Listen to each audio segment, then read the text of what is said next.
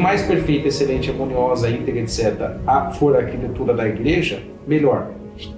É claro que existem vários estilos, só que todos eles têm que seguir mais ou menos um padrão da tradição da igreja, que se estabeleceu desde o princípio, que funciona como um catalisador da fé, da adoração. Que a primeira coisa é que poucas pessoas percebem, mas é a própria estrutura da igreja. Em que sentido? O quanto ela é durável. Se a igreja é feita para durar. Se você olha, por exemplo, a igreja de Notre Dame, que assim é o nosso paradigma, talvez, cara, o negócio está em pé desde 1250, mais ou menos. Demorou 90 anos para ser feita. Ela subsistiu às principais guerras da humanidade. Né? E ele está em pé até hoje. Ou seja, ela é uma testemunha quieta da humanidade. Está adornada por uma cidade. Não é Paris que tem Notre Dame, é Notre Dame que tem Paris. Entendeu?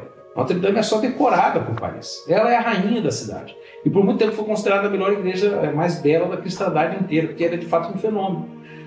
Mas veja, a estrutura é feita para durar, que reflete essa ideia de que a igreja foi feita para durar. E é sustentada por algo durável.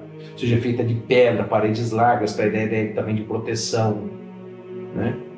E isso acaba sendo até meio catequético, né? Ou seja, ensina. Segundo, ela tem que ter altura. Primeira coisa que você faz quando você entra numa igreja grande, e eu já entrei talvez nas igrejas mais belas pelo menos do Ocidente, a primeira coisa que você faz é fazer isso aqui.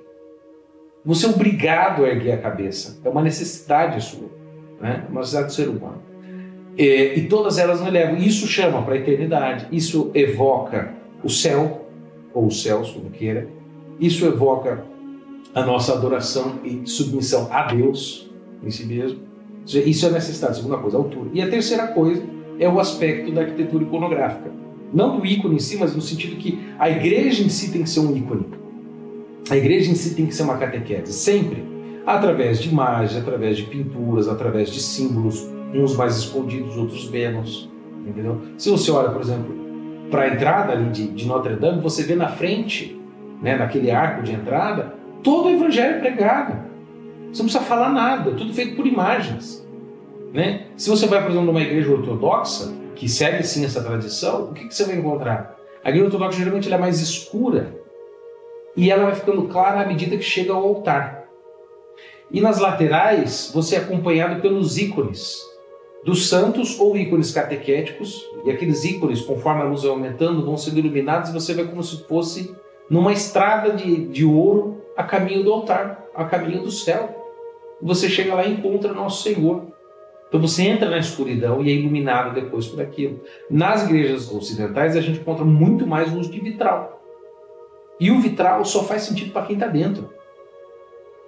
Ou seja, se você está aqui fora, você nunca vai ver o desenho do vitral. Primeiro que ele vai estar invertido, depois que não tem luz de dentro para fora. Então você só consegue entender de fato o que está acontecendo no vitral se você está de dentro.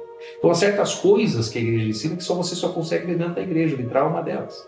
Isso é uma coisa catequética. Há certas coisas que você só consegue ver com os olhos da fé.